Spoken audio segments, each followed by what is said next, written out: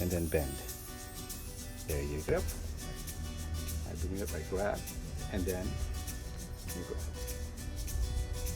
And then, so when we started here, Yeah. right, bend your elbow, and then bring it here. And then I bring it here. And then this goes down. Don't bend your body, keep it straight. All we're doing is swaying as we get here, as we get there. So note, eventually when you get better, notice how I don't bend my torso, but I turn towards my arm. There you go, that's it. Yes! Is that easier? So, the biggest thing is you don't want to look at each other.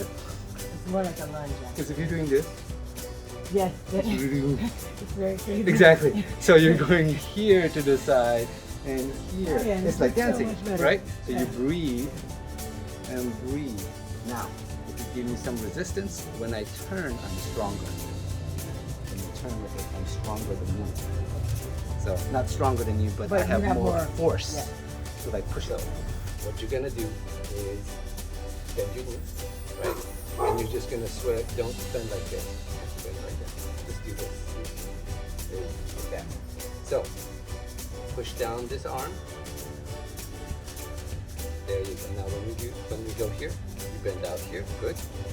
And then when you go here, you bend right here. And then you give a little bit of this. Push. Pull me in. There you go. Up.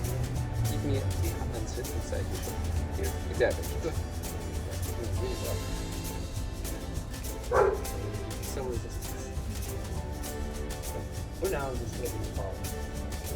There you go. So you're the one driving it. Use your hands. So you're gonna go over. Just it's blocking. Here. There you go. Here. Very good. And then you're supposed to breathe in, breathe out. Breathe in. There you go. Breathe out. Once you get used to it, notice my fingers are always turning out. That's what you want to do. No hyperventilation. Right, there you go. That's the down. Up one.